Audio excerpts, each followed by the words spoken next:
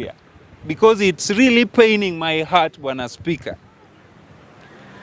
Nataka kukompea hii kitu imefanyika Uasin Gishu na vitu mbili. Nikianzia ugonjwa yenye inaitwa depression. Hakuna siku mwenda wazimu ataanza tu mara moja hivi na aanze kuokota vitu barabarani. Inaanza pole pole, inaingia kwa kichwa, anaisuppress, anaassume ako sawa, na inafika mahali inalipuka, anaanza kuokota vitu, Bwana Speaker. So all along Wakalenjin have been thinking that they are okay, assuming that they are okay because they are in government. Lakini pole pole ile uzito wa maisha imekuwa ikibuild, what we call in English snowballing slowly, and it has reached a point mahali imelipuka. But at the same time, I would want to compare ile kitu ya Uasin Gishu with an earthquake. Kwa earthquake kwa tunasema before an earthquake happens, there is earth tremor. Ile yenye inatingika kidogo tu. And that is just a beginning. Hii yenye imefanyika Uasin Gishu ama Eldoret. Na inatuambia ya kwamba kwa earthquake venye amesema there is something called epicenter. When the seismic waves zinateremka pale chini, inatingika, what we call the seismic focus iko chini. Alafu ilipuka pale kwa epicenter. The same way hii yenye inatingika hapo Uasin Gishu, the epicenter is in central part of Kenya. Because these two communities ndo wali participate sana kwa hii serikali kuingia uongozini. Uasin Gishu bado inatetemeka, Central Kenya ina prepare kulipuka. Na siku watalipuka, and to be sincere, wezi sugu hii Kenya ni wa Kikuyu. And I don't fear saying this. Iyo wizi umeona Uasin Gishu is just preparing the Central Kenya kufanya what they do best. And in Nairobi we are not safe unless we stand up and fight for our own safety. Manake in Uasin Gishu, this is one of the food baskets in Kenya. Na maisha imefika mahali they can forcefully get into a supermarket and steal. Je, kama imefika hapo mahali tunaita food basket, hii mahali ya waru na cabbage itafika wapi? We need to call ourselves to terms na tuseme ya kwamba we need to change this nation. Maanake kama wenye waliform government na hata wakatuambia ya kwamba si uchawi, ni maombi, wakapata serikali, na saa hii wao ndo wanaiba. Na the President William Samoei Ruto hapo nyuma alikuwa anasema tukienda maandamano sisi ni wakora. The only thing we know as Luos, I'm a Luo by the way. It pained me when the president alisema sisi kitu tunajua ni kurusha mawe na kungoa reli. Na leo hii imedhihirika wazi kitu wanajua ni kuiba kura na kuiba vitu kwa supermarket. They cannot think straight na waendeshe hii serikali tupate zile vitu walituahidi. And I want to stop that debate at that level. But calling upon Kenyans, it is a high time we regroup ourselves and show direction to this nation, because the head of state has no idea of how to push this agenda ya kuleta maisha mzuri kwa mwananchi. Nikienda kwa debate ya pili, I want to tell you something. Veins yenye iko kwa binadamu, they are connected to the spinal cord. And the spinal cord is connected to the whole system of your body.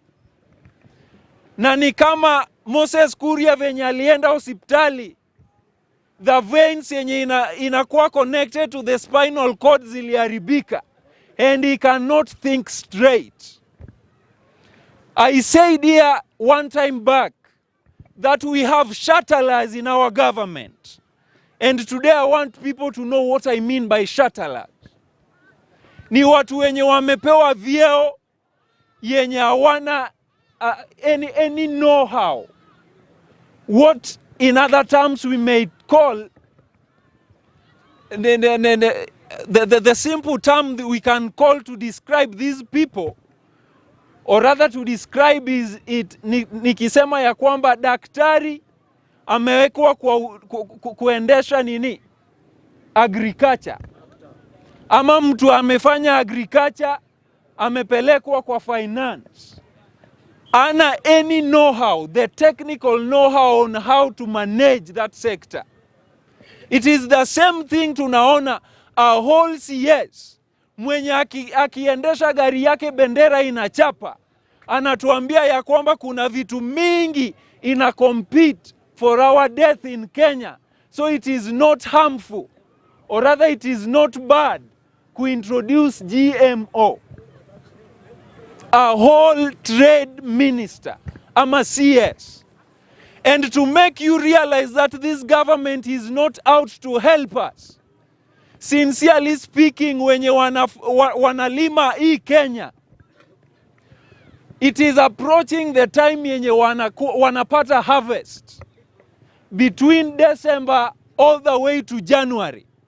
And this is a government yenye inaleta GMO for the next 6 months, na tena unaambiwa ya kwamba they are tax free.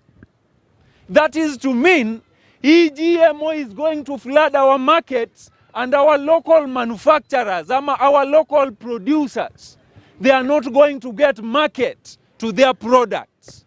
Alafu unaambiwa ati bottom up. Na ni kwamba kuna wenye waliileta kama mchezo, lakini ni ukweli. That bottom up is nothing other than matako kuenda juu.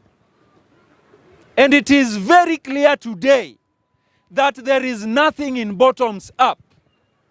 And bottoms are already up, and I repeat this. Imebaki tu hii matako kumeremeta mahali imeenda juu. Na kumeremeta ni maisha ngumu, kifo kuletwa na GMO, na pia hapa juzi tu tuliona wenye waliweka William Ruto kwa power, they are now coming to Kenya to show us the direction. Wanatuambia GMO, they have been using GMO, and I want to respond to this billionaire, the Bill Gates, mwenye anasema amekuwa akikula GMO. It is true amekuwa akikula GMO, but the question is he healthy? I want to challenge him. Ape Mkenya mmoja tu even a quarter of his wealth. Ukiwa compare in 2 years, huyu Mkenya mwenye atakuwa na quarter of his wealth will not be compared to Bill Gates. And that is to mean hii GMO yenye anakula ndio inamwangamiza. And as Kenyans, we are not going to accept GMO. And I want to call people to this. Ikifika ni kupigana, tupigane hii GMO isifike hii Kenya. Na ikifika, tafadhali hii GMO iende State House. Ikitoka State House, iende kwa hizi familia kubwa wenye wako kwa serikali. Wao pia wakule GMO. Because hii GMO ikifika ni sisi watu wa chini tutaletewa. Alternatively, GMO ikifika Kenya, ikuwe branded, tukienda supermarket tujue hii ni GMO. Na tujue hii ni mahindi ya Kenya. So that we get to know what we are buying. As I conclude, Bwana Speaker, because of time, I want to call upon Kenyans. It is time to fight. I may say that as Kenyans we have fought a good fight, but we have not finished the race.